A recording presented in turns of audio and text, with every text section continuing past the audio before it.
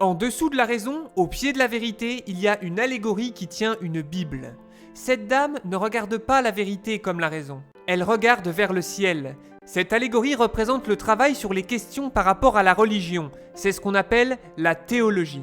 L'origine de ce mot théologie veut dire discours rationnel sur le divin. Pour faire simple, comprendre Dieu avec sa raison.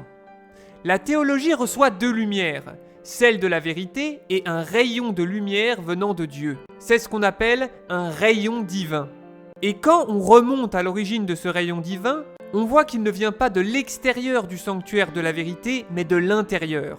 D'un côté, ça n'a pas dû plaire à Diderot, parce que c'était quelqu'un qui croyait pas en Dieu. Mais de l'autre côté, ça va dans le sens d'autres philosophes des Lumières qui, eux, croyaient en Dieu.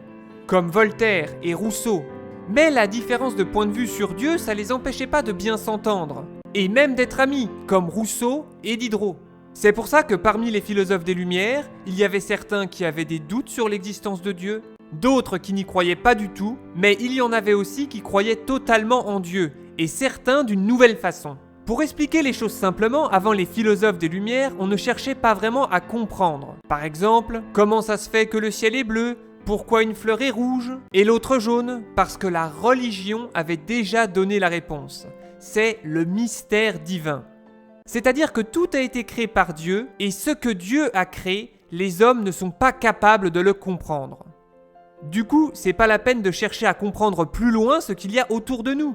C'est là que se trouve la façon différente de voir Dieu pour Voltaire et les philosophes des Lumières qui croyaient en Dieu. Ils pensaient aussi que Dieu avait tout créé, car tout est trop bien conçu, trop bien pensé pour que ça ne soit qu'un hasard.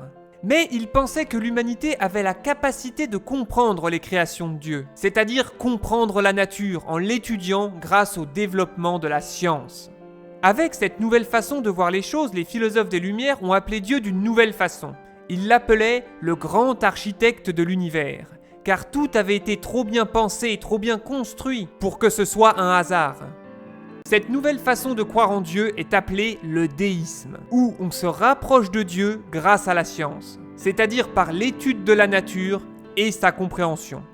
C'est cette compréhension qui fait que moins de 300 ans plus tard, on a un téléphone portable avec Internet dans la poche. Car on a compris comment fonctionnait la nature, avec beaucoup de détails, même si aujourd'hui on est encore très loin de tout savoir. Les philosophes des Lumières appelaient ça les usages de la nature, dans leur classement des connaissances. Ces usages de la nature menaient aux arts et métiers, puis aux manufactures qui sont les premières usines. C'est donc pour ça que le rayon de lumière divine vient de l'intérieur du sanctuaire de la vérité. L'allégorie de la théologie a la même façon de se tenir qu'une allégorie chrétienne. Cette allégorie chrétienne représente une vertu. Une vertu, c'est une façon de se conduire pour aller du côté du bien. Cette allégorie chrétienne, c'est l'espérance. L'idée avec l'espérance, c'est de réussir à trouver la force de surmonter les moments difficiles. Il y a des grandes questions que l'humanité se pose depuis toujours. Pourquoi est-ce qu'on souffre ? Qu'est-ce que c'est que le bien ? Qu'est-ce que c'est que le mal ? Qu'est-ce qu'on fait là ?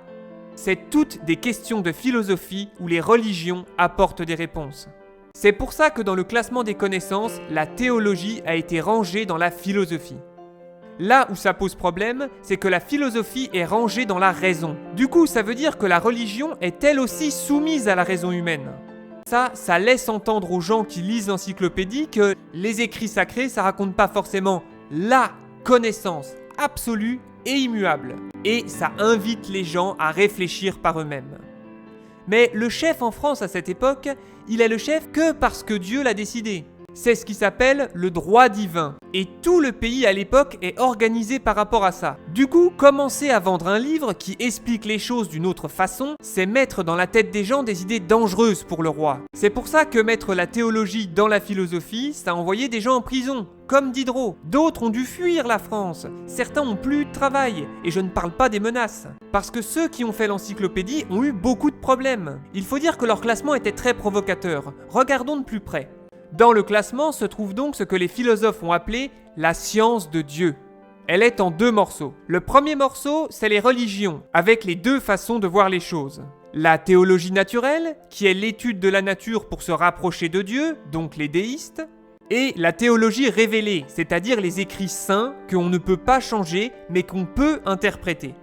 On voit déjà que la théologie naturelle est au-dessus, ce qui montre la préférence de ceux qui ont écrit le livre. Les théologies mènent à la religion. Mais attention, si on en abuse, ça peut rendre superstitieux.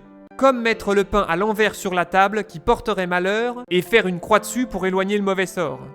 Le deuxième morceau classe tout ce qui est par rapport à la magie et au surnaturel. Et cette partie finit dans la magie noire.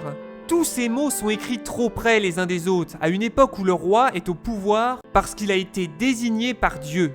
Tout cela fera que l'encyclopédie sera interdite pour phrases visant à détruire l'autorité du roi. Mais aussi pour avoir écrit que c'est bien de penser par soi-même. Diderot, malgré les risques, décidera de continuer de fabriquer l'encyclopédie en secret avec son équipe.